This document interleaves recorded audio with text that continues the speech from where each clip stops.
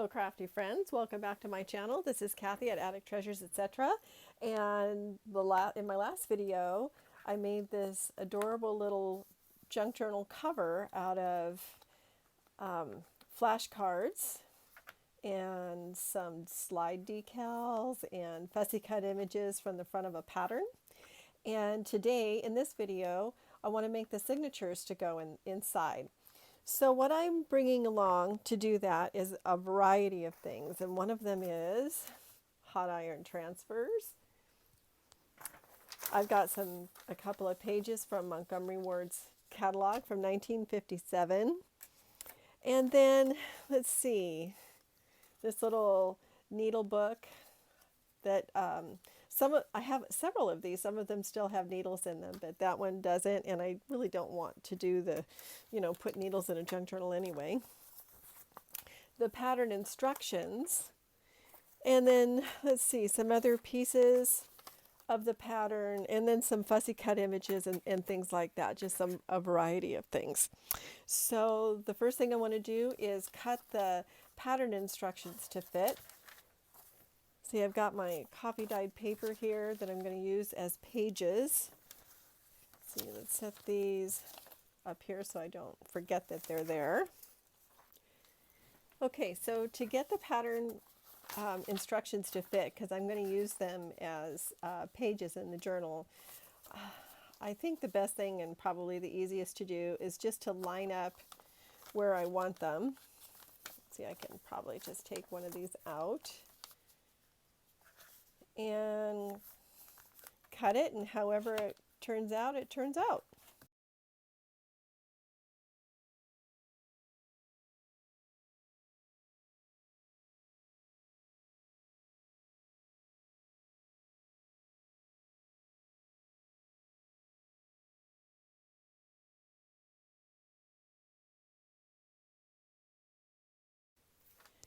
Okay, so what I end up with are 2 pages that I can use to kind of tucked in here with my coffee dyed paper, like so. And then I also want to cut the catalog page to fit as well. And I chose this one that has the sewing machine on it. So I'm basically just going to do the same thing. I'm just going to fold it over probably this pattern piece because it's a little bit bigger, and that's okay. But you know what? I'm going to fold it where I can see at least some of the sewing machine. Okay, so I've got it folded where I want it. So I've got as much of the sewing machine as I can on both sides. It's not going to have the whole thing probably, but enough of it so that whoever's looking at it will be able to tell that it is in fact a sewing machine. And I'm just going to cut around.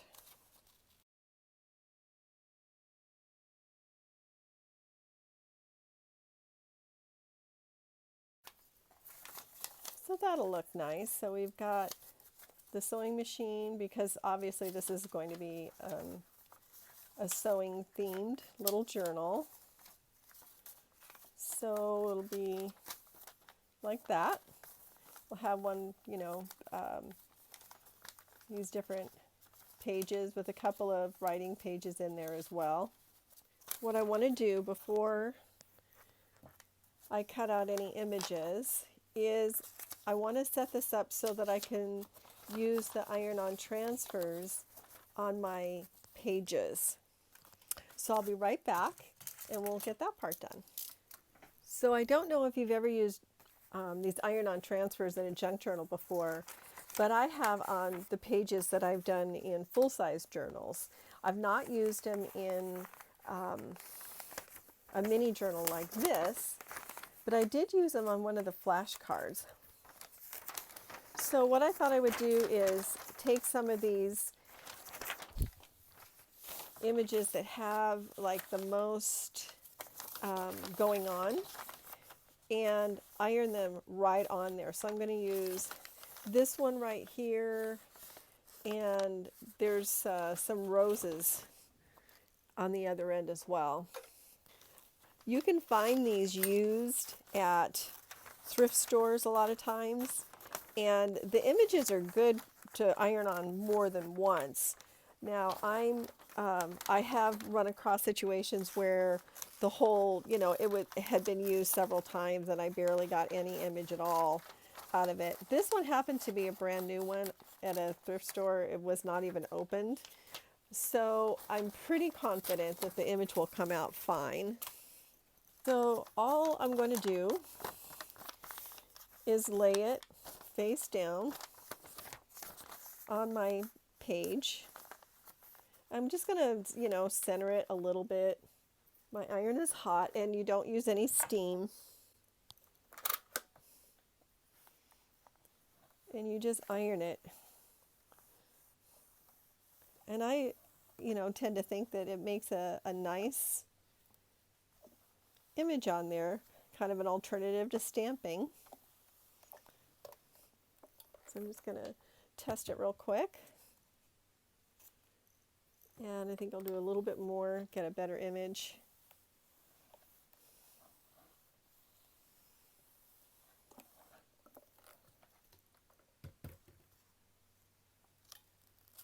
Voila!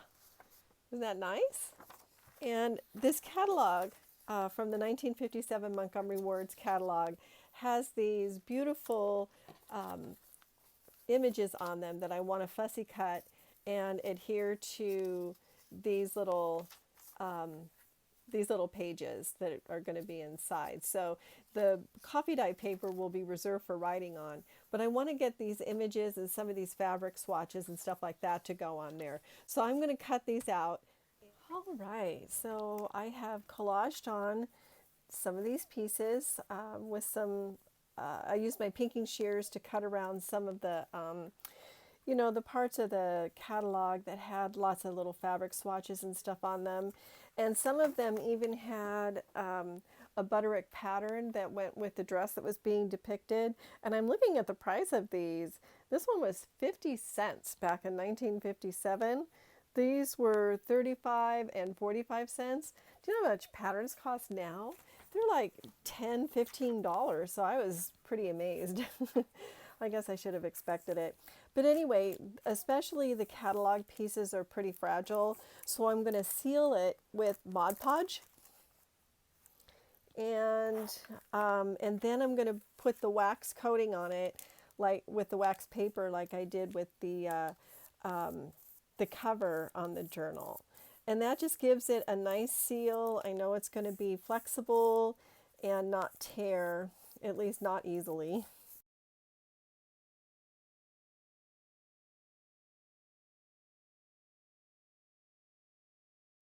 I've also used collage medium for this step as well. And both are fine. I'm going to set that aside. This is going to have to dry for a little bit before I can turn it over and do the other side. But we can get started on some of the other pieces here. Okay, so let's see, it was for this piece, I want to put a pocket on there.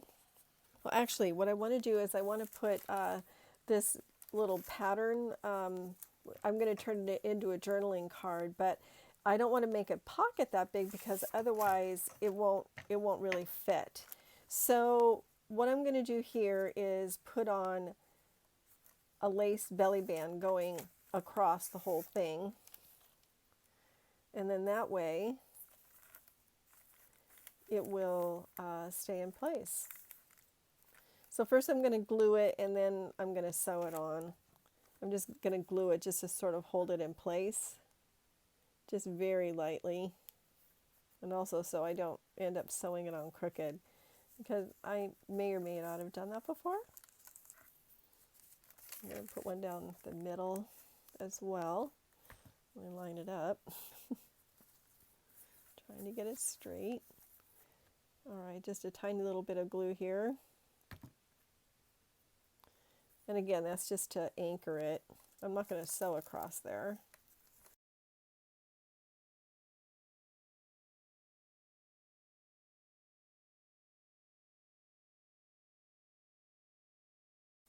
And then that will fit in there quite nicely. and go along with the theme, which is sewing. This came from the Tim Holtz collection. I'm not sure what it's called, but it had a bunch of little tags and stuff like that in it.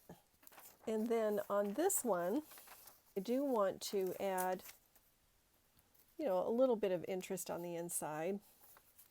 So I cut out these, they kind of look like little fabric swatches.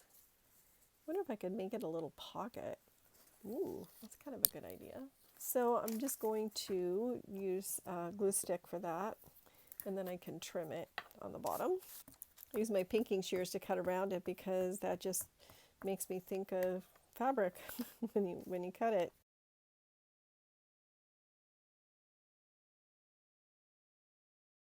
Okay, that's pretty sturdy, you know, for a nice little tag somewhere.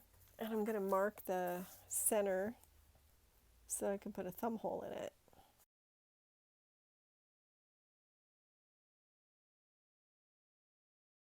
Now I will just glue this baby down. We'll have ourselves a nice little pocket right there. Some art glittered glue for this.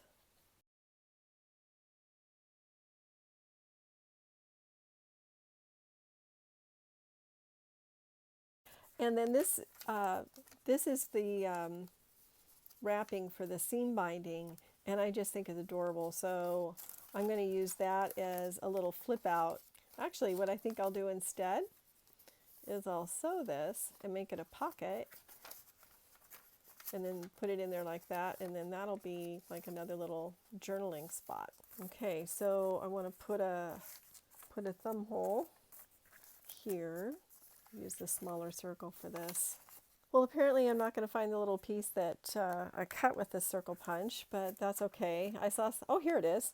I saw somebody do this the other day, and I just thought it was genius. So I'm going to attach that right underneath on the page below, on the paper below, and then when it's closed, or when there's nothing there, it just disappeared again. Oh, here it is.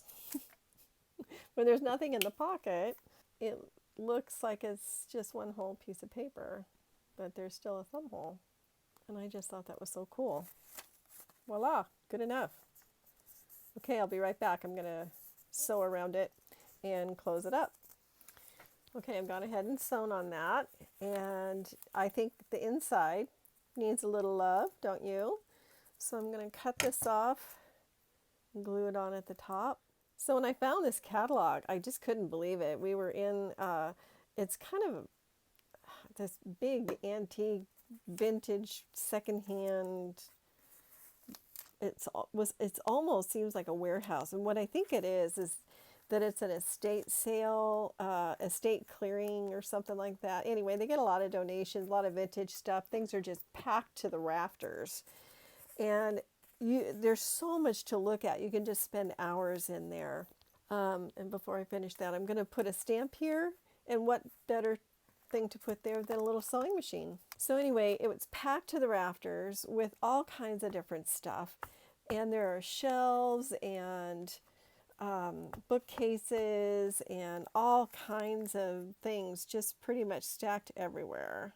And on one of them, I happened to see just the edge. Oh, that's cute. Okay, so just the edge of what looked like a big book or a big catalog. So I pushed off everything that was on top of it and pulled it out, and lo and behold, it was this beautiful old catalog. Okay, so that'll look good there. And he hardly wanted any money for it, so I thought, okay, I'm just going to have to take it home. Okay, so this side is dry. I'm going to do the other side, seal it, and let it dry on the other side. I love this dress, probably because I love plaid and autumn colors, and that blue in there I think is just gorgeous. But yeah, I just absolutely love that dress. All right, moving this aside. Okay, so now to put this together, that one that I just set over there is going to be the the first page of it. And I thought I would put this in the center. And I had, oh yeah, this little guy. I thought that would be really cute.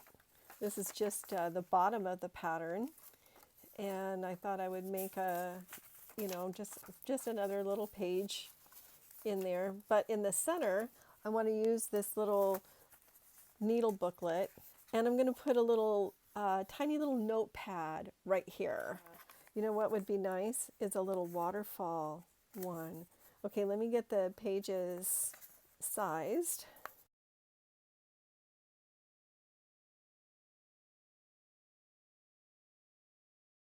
Okay, so I'm just going to put, for a topper, just some of the seam binding. So I'm going to staple it first and then put the seam binding on.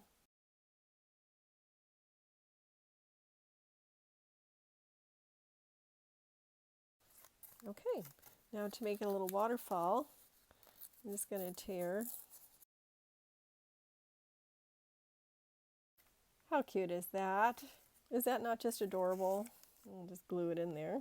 Okay, and I just found this little piece of slide decal that was left over from what I did yesterday in the journal, or in my last video, I guess I should say, because by the time you see this, it won't be just yesterday.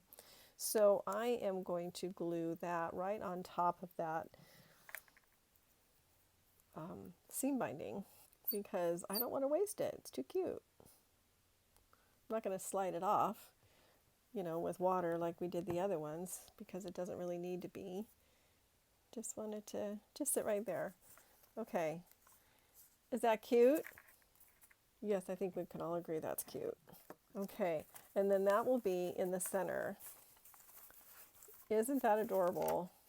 Now what can we do with this little guy? We should put a stamp or something on the inside, right? So I do have more sewing stamps. I have this little dress form, but I think this is too big. Well, it just barely fits. I think it fits enough. I love this one. Okay, that's precious. I love that. Okay, now on the other side, how about a little pincushion? Except not that one. I want the more traditional looking one. We'll do this one. I love that dress form. Does anybody listening have a dress form? I never thought I needed one until I started making my wedding dress. And that was when I decided, okay, I definitely need a dress form. But, oh, wait a minute, I take that back. It was not when I was doing my own wedding, but when I was doing my son's wedding. Because, oh, cute. Okay, that's adorable. Because I was doing all of the bridesmaids' dresses and the bride. And some of these brides, or some of these women lived out of state and couldn't do fittings. So I had to take their measurements over the phone and then fix up the dress form to go along with their measurements so that I would know how, what size to make the dresses and how to fit them. Because I also designed them and printed the patterns off in pieces off of my computer.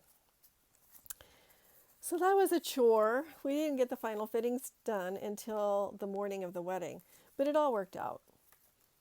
Everybody looked great and it was fun, and a good time was had by all. Okay, this is dry now, and what I'd like to do is to seal it further, and I demonstrated this technique in my last video, but in case you haven't seen that, I cover it with wax paper, and again, this is just, regular cheapo wax paper from Winco. And so you put a towel down, and you put, actually you want to put a piece of parchment down underneath or on top of my towel to protect the towel from the wax. And then a piece of wax paper over the top and an old tea towel. And it helps if it's flat. It's not, you know, rippled or, you know, have a lot of embroidery on it or anything like that. A hot iron with no steam. And I'm just ironing this on.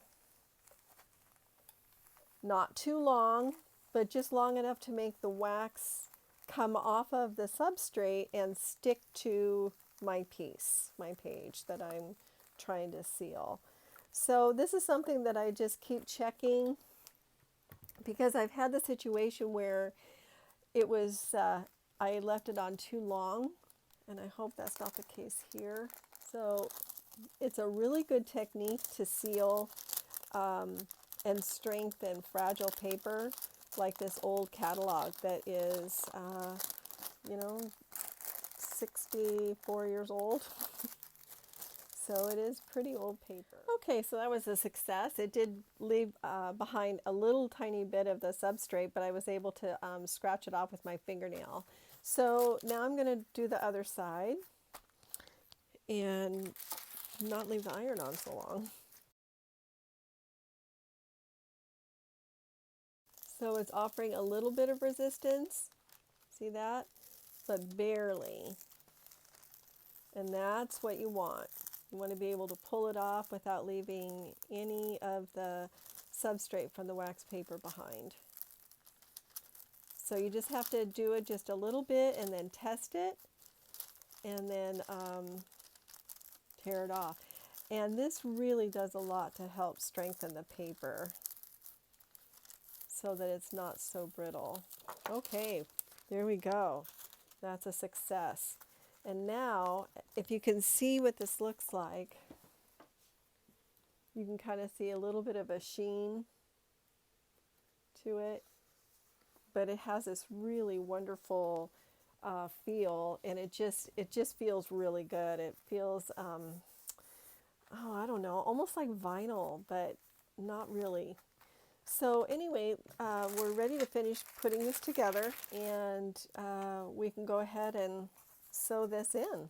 So I shall go find the cover. Okay, so I've rounded the corners, and now I'm going to start putting the whole thing together. So let's see, we'll put that there, and this one here, and this pretty guy in the center. And line up all my papers and punch the holes. Oh, let's put it in the cover.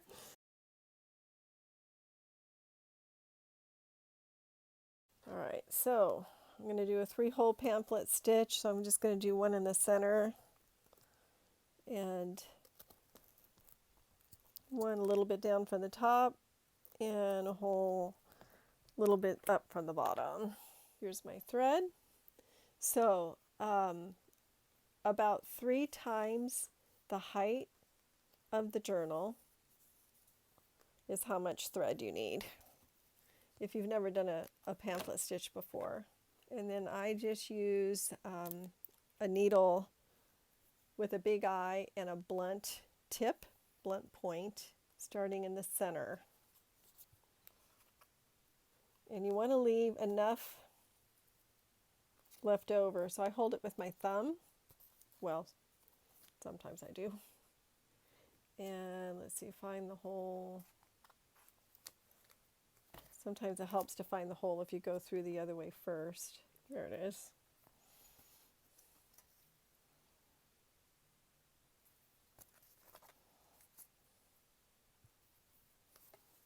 And then through the bottom hole.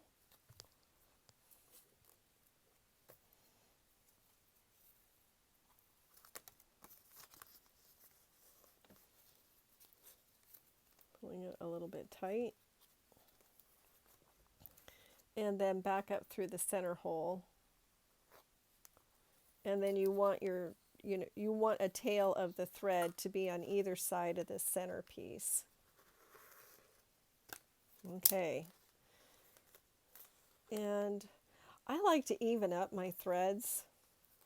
So this is the time when I'm going to do that. So I just pull on them until they're roughly even. Okay. and then tie a knot and another knot.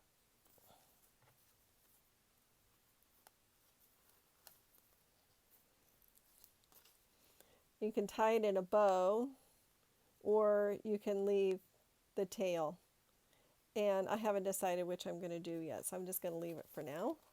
So it's tight on the bottom, on the spine, so that looks good. And then a couple of easy finishing touches. Okay, so let's see, where did my little pattern piece guy go? This one I thought was cute. This is from a Tim Holtz, the Tim Holtz collection. Let's see, we can put this one in here. This one talks about ribbon and millinery ribbon and straw goods. Just some cute embellishments. That right there. So this goes behind this other belly band.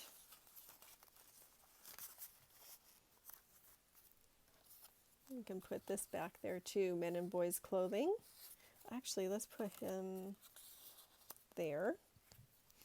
And then I have this little journal card that I made. I did a test piece on here when I was, wanting to make sure that putting the wax paper on didn't damage the slide decal, which is what this was. And I thought it was cute, so I'm gonna keep it. And actually, I made a little hidden paper clip out of some scrap fabric, and we can paper clip this in right here. And then add a few more little embellishments, like right there. I just made some little scrappy clusters just for a little bit of interest in the journal. We'll put this one right here. Okay, there it is. This adorable little journal with a button closure. It's got the slide decals and the gals from the front of the pattern book or pattern envelope. Open it up and we have, let's see, 1, 2, 3, 4, 5, 6, 7, well, okay, 7, 8, 9, 10, 11, 12, 13, let's say 26-ish pages in this little journal. So how cute is that? So I hope you try this, and next time you run across some flashcards in the thrift store or a garage sale, maybe some old patterns, or even the slide decals, which is what these are, pick them up and give them a whirl. Also, don't forget about the iron-on transfers, because don't they make a nice addition to this? And old catalogs. So I just thought this was a really fun journal to make. I hope you had fun too, and I hope you give it a try. And if you do, please tag me on Instagram. I would love to see what you come up with. So if you like this, please give me a thumbs up. And also subscribe if you haven't subscribed yet. And hit the notification bell so you know when I upload new content. So thank you everybody for watching. We'll see you soon in my next video. And don't forget, let the serendipity find you. Thanks everybody. Have a great day. Bye.